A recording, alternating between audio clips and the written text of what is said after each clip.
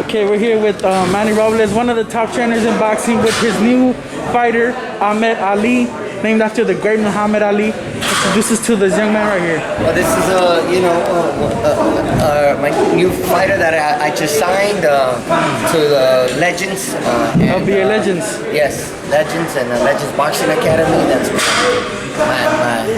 my shirt. My shirt, exactly. That's my name. That's what I go by. And this is Ahmed Ali. Amateur standout. Multiple tournaments as an amateur at a national level, state level, regional level, and also as an international level. So this kid's got a lot of experience as an amateur. He can fight from the orthodox stance. He can fight from the softball stance, and I'm excited about him. And he's gonna be making his professional debut in next month in February, and I'm looking forward to good things. It shows. I just seen him spar. He looks very good. He has a lot of movement, very confident. What do you expect from your fighter? What kind of fighter do you think he can be? Well, I'm a complete fighter. Defensively sound fighter, offensively sound. Like I said, he can switch. It's not very common to find boxers that can switch from the orthodox stand to the softball stand and do it as good as he does. We're looking at fighters like Terrence Crawford. I know, there's levels, but obviously these are fighters that he looks up to. Fighters that can dominate both stands, and it's very, like I said, it's not very common. And here's a kid that can definitely fight from both softball and orthodox. Ali, off to a great start, great amateur pedigree, great trainer Manny Robles. Talk to us about pairing up with a great trainer like Manny Robles. Well, it takes it back. Like when I started, I made with boxing.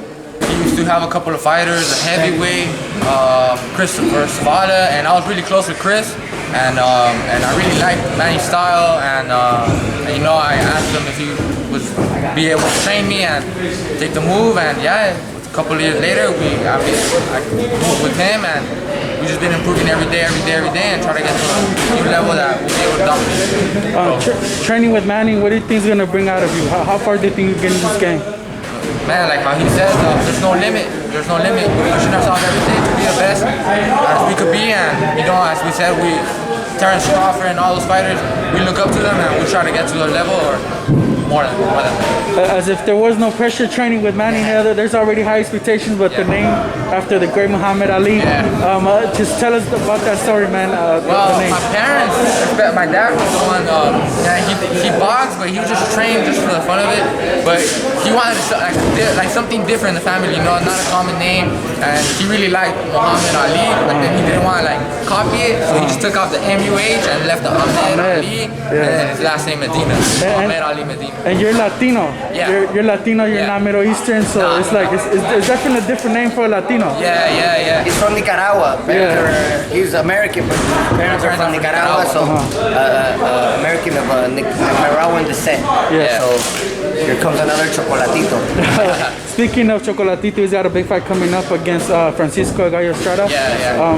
You want to give us a breakdown first? That's going to be a great fight, man. I mean, that's a rematch of a great fight back in the day. Then we all know that Chocolatito beat him the first time, but nobody pretty much knew about them back then when they first fought. Now they're fighting for all the marbles. Now they're fighting for the world title, and I believe it's going to be it's a 50-50 fight, man. I believe it has the potential to be the fight of the year. Most definitely. Yeah. Gallo Estrada been looking really good, and Chocolatito too. I see it really the same 50-50. They're both gonna give their best. I know about that. The first fight was really close. Both one round Gallo's, one round Chocolatito, and this was, as Manny said, it might be the fight of the year. Really close. Have you gotten a chance to meet Chocolatito or anything? No, actually. I mean, they have told me to go see him in Indio, but I haven't been able to go. But when he was in training camp for the last fight, but I would like to meet him.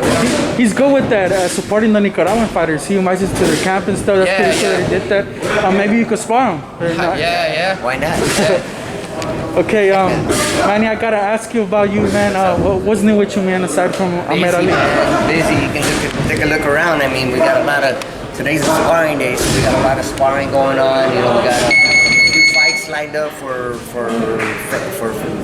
January, February, March. We're already booked, man. All my guys, a lot of my guys already have fight dates, so I'm excited about it. I'm excited about Ahmed, just building new talent, new champions, and I'm excited. It's That's good that you're busy. Last year was very busy for you too, even though there was a pandemic. Correct. You're working with Michaela Mayer. I can't even begin to name all the fighters. I think Tara Goucher. Yeah, Tara Goucher. You have many fights, many fighters. What do you expect from 2021, man, for boxing? It's still unsure what's going to happen with the pandemic. We're taking it day by day.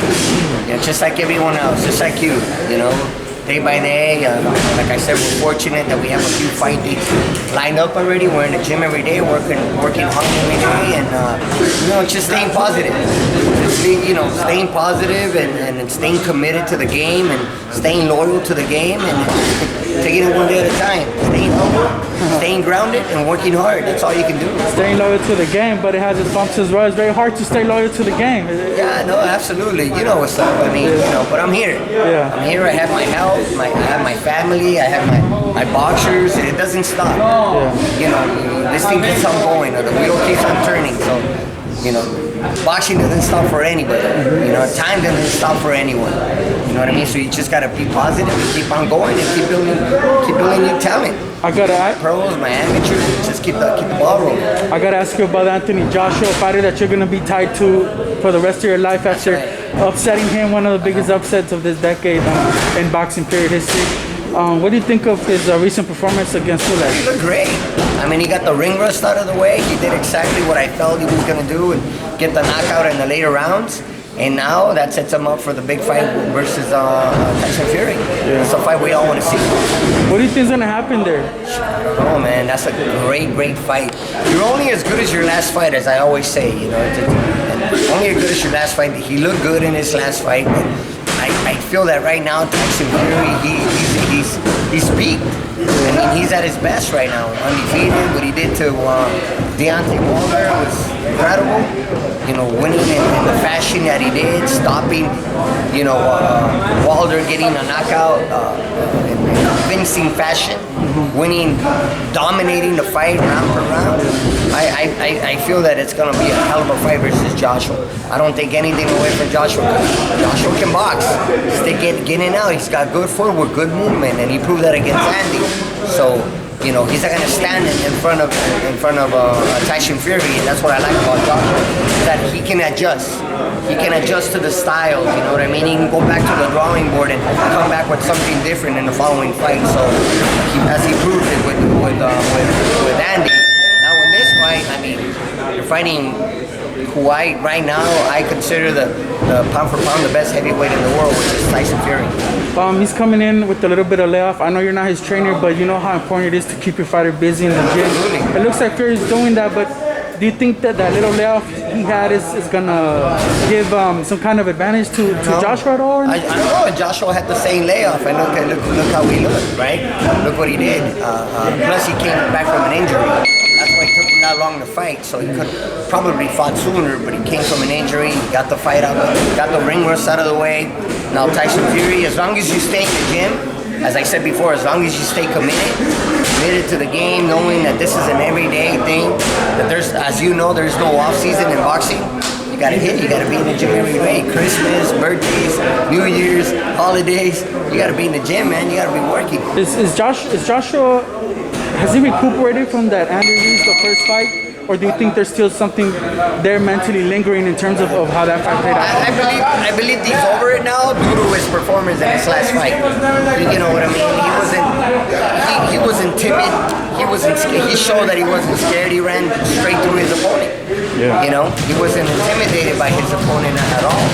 So I feel that he's over the situation with Andy and the knockout that he suffered. And like I said, he made the adjustment versus Andy. The second fight, he came in and fought differently with Pulev. He got the knockout, and all props to him. Yeah. Ahmed, we want to get your young fighter's take on that fight. Joshua versus Fury, how do you see it playing out? Joshua Fury. What happened? Joshua Fury, how do you see it playing out?